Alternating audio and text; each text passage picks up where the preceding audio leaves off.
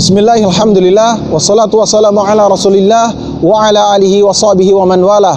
Sahabat muslim, saya kedatangan tamu kaum muslimin yang meminta bantuan untuk konsultasi tentang ruqyah. Beliau mengeluhkan tentang, pasangan suami istri ini mengeluhkan tentang adanya jin yang ada di badan istrinya yang sering mengganggu. Dan jin ini sering datang juga dalam bentuk suaminya dan mengajak kepada istrinya untuk berhubungan layaknya suami istri.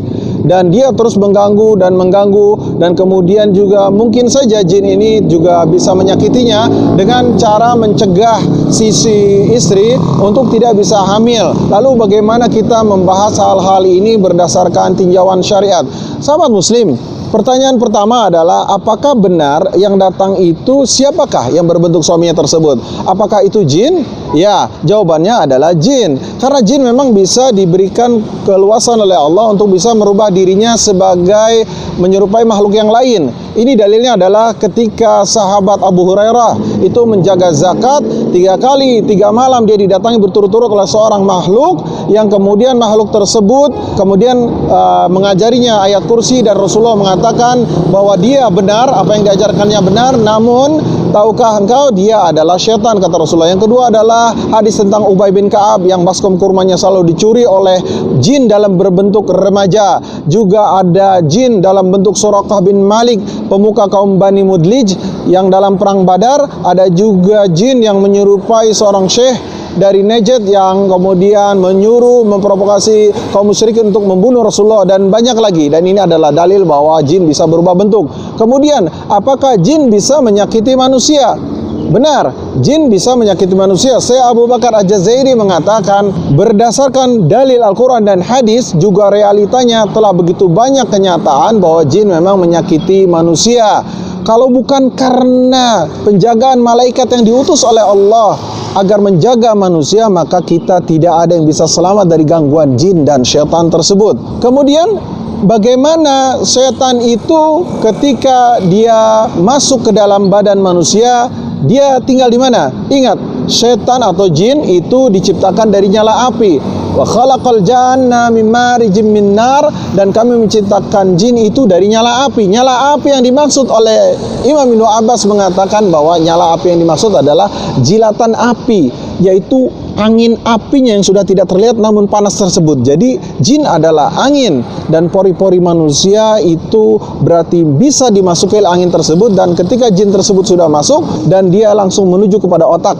Ketika dia sampai di otak, maka dia kemudian mulai mempengaruhi semua sistem tubuh manusia. Lalu kemudian juga dalam kasus ibu ini, dia bisa membuat keguguran berkali-kali hingga mencegah dari ibu ini untuk bisa hamil. Didengerin ya, nanti kita komunikasinya gini. Saya akan tanya kerasa apa, gak enaknya di mana, kayak ada gerak gini, kasih ya. Terus kalau mau ini jangan bikin gerakan tiba-tiba ngomong sama saya, ya, Pak. Ya, tetap konsentrasi bahwa oke lah, saya bilang tadi boleh aja keganggu atau diganggu ingatannya atau apa sama dia, tapi jangan sampai 100%. Bermohon kepada Allah, boleh takut, boleh, tapi jangan takut berlebihan, jangan terlalu gini, biasa saja. Tetap ya, namun juga proses. Kalau ada rasa sakit, takut, boleh, tapi kendalikan semua ya. Semua akan baik-baik saja, dan berniat berjuang untuk bisa sembuh. Ingat, saya jangan mau hidup kamu dihancurkan oleh setan. Masa iya kamu pengen punya anak kan, pengen nimang bayi, pengen punya anak, melanjutkan keturunan agar bisa mendoakan kita kan gitu, berjuang keras. Ya, kalau ada takut, ada gelisah yang ngajak yang nggak benar, takut atau apa, itu bukan kamu, bukan. Perhatiin ya, itu bukan kamu. Cuman karena dia ada di badan kamu, jadi seolah-olah itu kamu, bukan. Ya. Nanti selalu koordinasi sama saya ya. Kalau kurang atau apa, dengar kata saya, misalnya kamu mau marah atau apa, dikendalikan, Pak. Dengar sama saya bilang nanti diam, tahan, stop, apa, nah kayak gitu ya. Oke, tenang aja. A'udzu billahi minasy syaithanir rajim. Bismillahirrahmanirrahim. Waladdallin. Alif lam mim. Dzalika ذلك الكتاب لا ريب فيه هدى للمتقين الذين يؤمنون بالغيب ويقيمون الصلاة ومما رزقناهم ينفقون واتبعوا ما تتلو الشياطين على ملك سليمان وما كفر سليمان ولكن الشياطين كفروا يعلمون الناس السحر وما أنزل على الملكين ببابل هاروت وماروت وما يعلمان من أحد حتى يقولا نحن فتنة. Oke, Jin, saya bicara sama kamu. Sambil dikontrol, anggukan kepala. Ya, gak apa-apa. Biarin aja, saya mau ngomong sama dia. Jin, saya tanya sama kamu. Sekarang saya tanya. Kamu siapa? Jin, berapa lama kamu sudah ikut sama dia, sama ibu ini? Udah lama? Kamu mau diajak ngomong baik-baik? Apa saya akan lanjutkan bacaan Al-Quran dengan niat untuk menghancurkan kamu? Mau kamu diteruskan dengan dibakar ayat Al-Quran? Mau? Jin, kalau kamu mau baik-baik ngomong, bicara sama saya baik-baik, ngomong benar-benar. Ngomong baik-baik. Saya mau tanya, kenapa kamu ada di dalam badan? Saya tanya ya, beberapa kali saya tanya, kenapa kamu ada di dalam sini? Mau apa kamu? Kalau kamu nggak mau jawab, saya akan terus, saya hantam kamu dengan Al-Quran, saya bakar kamu, saya sakiti kamu, dan jangan salahkan saya ya. Kalau kemudian kamu mati, ya Allah, ya Rabbana, ya Rahman, ya Rahim, ya Aziz, ya Jabbar. Masih mau ngomong apa masih mau bandel kamu? Mau dibakar terus? Mau sakit kamu? Mau mati dalam keadaan gini? Kalau kamu mati dalam keadaan gini, Jin dengar ya, kamu mati konyol namanya. Kamu mati dalam kemurkaan Allah, kamu mati dalam keadaan menzolimi orang, kamu mati dalam bermaksiat kepada Allah. Allah akan ganjarkan sakitnya sakaratul maut. Kalau kamu mati hari ini, kamu akan sakit sekali kematian kamu. Setelah kematian kamu, kemudian kamu akan diazab oleh Allah. Ya Allah, ya Allah, jadikan ayat Al-Quran ini berkali-kali lipat dari tadi rasa sakitnya, ya Allah. Jadikan ayat Al-Quran ini semua bakaran yang akan membakar semuanya, ya Allah, daripada jin ini, ya Allah. Hancurkan dia sehancur-hancurnya. Tegak bu, maju naik ke depan badannya, maju naik ke depan. Sekarang saya bilang, makanya kamu mau tobat gak? Mau tobat gak? Mau tobat gak? Diam makanya, diam. Kalau nggak saya bakar kamu, diam. Kalau kamu nggak mau diam, saya bakar. Diam. Kasih tahu ke saya bahwa kamu mau nurut sama saya. Diam. Sekarang saya tanya. Sekarang, dengar. Ada yang nyuruh kamu nggak? Ada yang nyuruh kamu nggak? Ada yang nyuruh kamu nggak? Kalau kamu nggak mau tobat, saya bakar lagi ya. Saya bakar lagi, mau? Lanjut Tuhan. أعوذ بالله من الشيطان الرجيم واتبعوا ما تتلو الشياطين على ملك سليمان وما كفر سليمان ولكن الشياطين كفروا يعلمون الناس السحر وما أنزل على الملكين ببابل هاروت وماروت وسع كرسيه السماوات والأرض ولا يؤوده حفظهما وهو العلي العظيم. الله لا إله إلا هو الحي القيوم. A'udzu billahi minasyaitonir rajim. Tekan dulu hatinya sedikit. Niatkan untuk menyakiti dan sakiti jin. Allahu la ilaha illa huwal hayyul qayyum. Ya Allah, jadikan dari setiap ayat yang kami baca, ya Allah, seperti sakit sembelihan, ya Allah, seperti bakaran, ya Allah. Kirimkan siksaan bagi makhluk yang zalim, yang diajak untuk baik dia tidak mau, ya Allah, diajak untuk taat tidak mau, ya Allah, maka ya Allah balaskanlah, maka hancurkanlah mereka. Allahu la ilaha illa huwal hayyul qayyum. La ta'khudhuhu sinatun wa la nawm. Allahu illa bi'izni. Ya'lamu ma baina aydihim wa ma khalfahum. Keluar. Keluar. Keluar. Keluar. Ini mulut coba keluarkan Allah. Keluar. Keluar. Keluarkan Allah, keluar. Ya Allah. Ya Allah, la haula wala quwwata illa billah. Lihat, tangan saya pegang pedang karena Allah. Ya Allah, aku bermohon padamu dari sisimu ya Allah. Bismillahirrahmanirrahim. La haula wala quwwata illa billah. La haula wala quwwata illa billah. Al-aliyyil azim. Allah.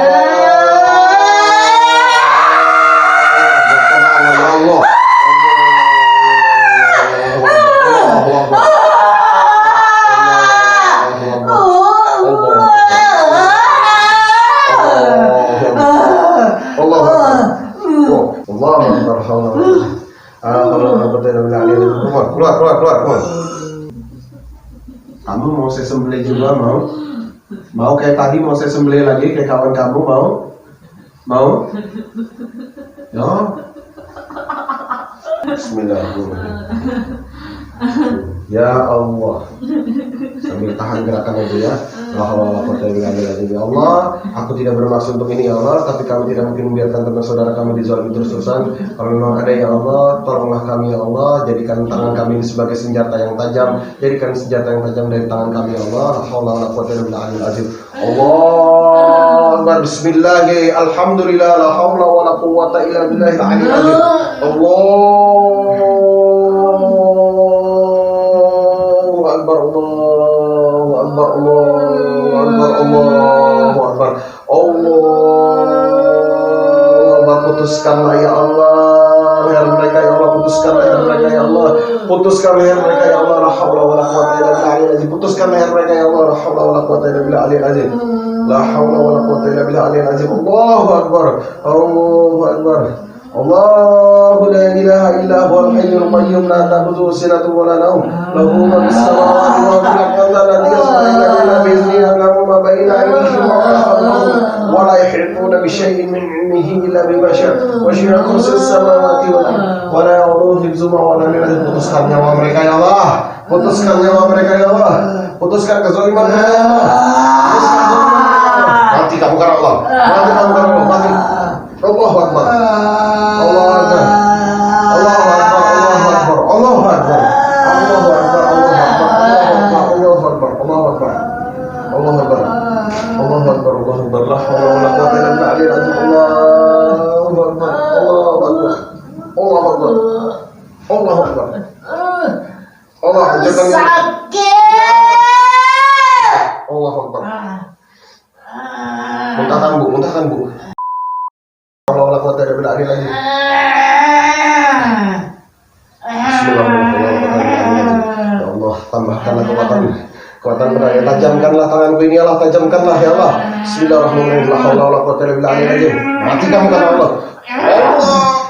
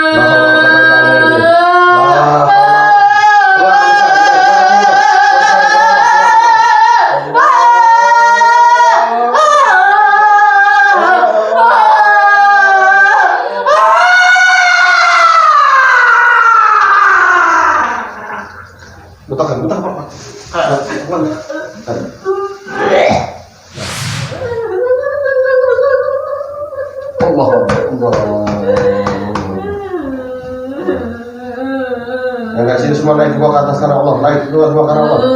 Ya, mulakan Bu, mulakan, keluar, Allah, karena Allah,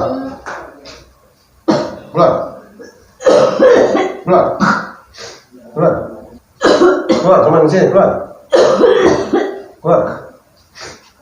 Kau menjar, nanti ini mungkin efeknya setelah dilakukan gini, mungkin ada tiba-tiba efek apa, dia kan sakit nih, lupa atau apa, ntar tiba-tiba ada efek apa, sabar aja ya.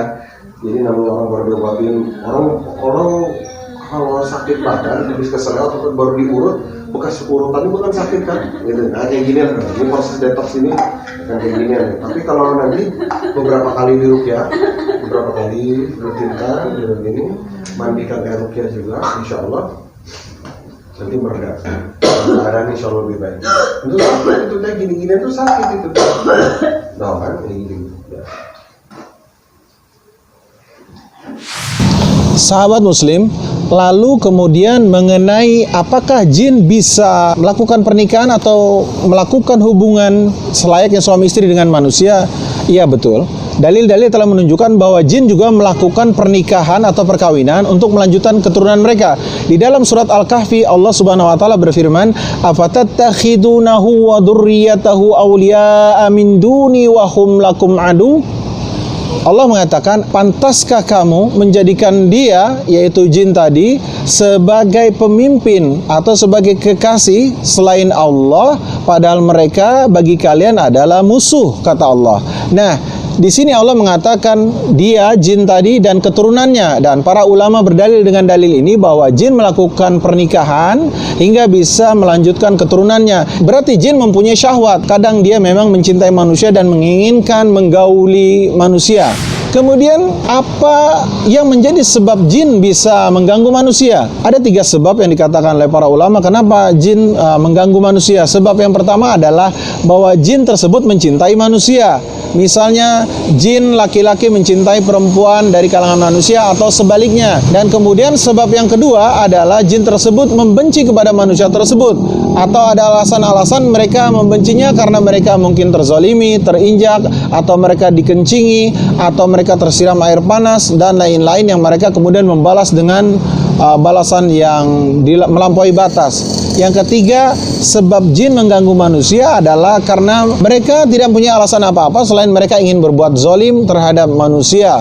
Mereka ingin melakukan itu sebagaimana juga manusia, di kalangan manusia ada jin-jin yang seperti demikian. Jadi sebab pertama karena cinta, sebab kedua karena dia membenci, ingin membalas dendam, sebab yang ketiga disebabkan tidak ada sebab apapun yang mereka hanya karena mereka ingin menzalimi kepada manusia. Demikianlah sahabat muslim, itulah beberapa hal yang bisa kita petik pelajaran dari kisah dari ibu ini. Nah, kemudian apa solusinya? Solusi yang kami berikan adalah yang pertama, bertaubat. Tidaklah semua hal musibah dan bencana yang menimpa manusia itu disebabkan karena dosa-dosa mereka sendiri, maka taubatan nasuha adalah langkah paling pertama dan tidak ada langkah berikutnya kalau langkah pertama ini tidak ditempuh. Setelah itu kedua, melakukan ketaatan dalam seluruh hal, melakukan ketakwaan, melakukan sholat 5 waktu tepat waktu, qobliyah, ba'diyah, zikir pagi dan petang, melakukan semua adab-adab yang Rasulullah contohkan, dari mulai bangun tidur sampai dia tidur lagi, masuk rumah, makan pakai tangan kanan, masuk kamar mandi kaki kiri, lalu membaca doa, dan semua adab-adab itu sekuatnya, sebanyak-banyaknya dan sebisa-bisanya itu dilakukan semua. Kemudian yang perlu dilakukan tambahannya adalah dia wajib untuk melakukan ruqyah mandiri. Setiap dia membaca Al-Quran, dia meniatkan itu untuk meruqyah dirinya, membentengi dirinya, mengusir jin yang sudah keluar. Lalu kemudian terus-terusan jika terjadi di dalam badannya reaksi yang cukup keras dan lain-lain, bersabar, dan kalau dia muntah itu juga keadaan yang bagus karena itu adalah proses detox atau pengeluaran jin tersebut. Kemudian jika jin tersebut masih bandel, kita bisa melakukan dengan meruqyah air. Setiap kita mau minum atau ada makanan kita yang sifatnya kuah, kita ruqyah. Bacaannya apa? Semua ayat Al-Quran bisa kita pakai untuk bacaan-bacaan ruqyah. Namun beberapa yang misalnya kita tidak tahu banyak, kita bisa yang sederhana. Mungkin kita membaca Al-Falaq, kita bisa membaca surat An-Nas atau ayat kursi. Kita lakukan dengan membaca itu di air atau di dekat makanan tersebut dengan hembusan napas yang mendekati ke tempat terpaan air tersebut. Lakukan terus-menerus dan minum, lakukan berulang-ulang sampai waktu kita merasakan terjadi pengurangan pengaruh dari jin tersebut atau kita bisa sembuh total dengan izin Allah. Kemudian bisa juga kita lakukan dengan meruqyah air lagi, sama dengan cara yang sama, mendekatkan mulut kita ke sana, lalu membaca itu, lalu meludah-ludah tipis setiap beberapa ayat ke air tersebut. membacakan ayat-ayat ruqyah dari ayat Al-Quran kisah kita pilih, dan itu bisa kita dapatkan kemudian informasinya dari buku-buku tentang ruqyah. Nah, kemudian setelah itu kita campur daun bidara, lalu kita bisa mandi dengan air ruqyah tersebut untuk berniat kepada Allah untuk menghilangkan pengaruh jin atau pengaruh sihir dan lain-lain. Lakukan itu secara istiqomah, lakukan itu terus menerus hingga sampai kemudian ada pengaruhnya dan kita rasakan pengaruhnya, hingga kita berharap kepada Allah agar menyembuhkan hal tersebut. Jika memang belum sembuh juga, berarti mungkin Anda butuh bantuan seorang yang mengerti tentang ruqyah, seorang terapis ruqyah, agar dia bisa membantu langkah-langkah lainnya yang bisa lebih efektif. Demikian sahabat muslim, semoga bermanfaat. Barakallahu fikum. Wassalamualaikum warahmatullahi wabarakatuh.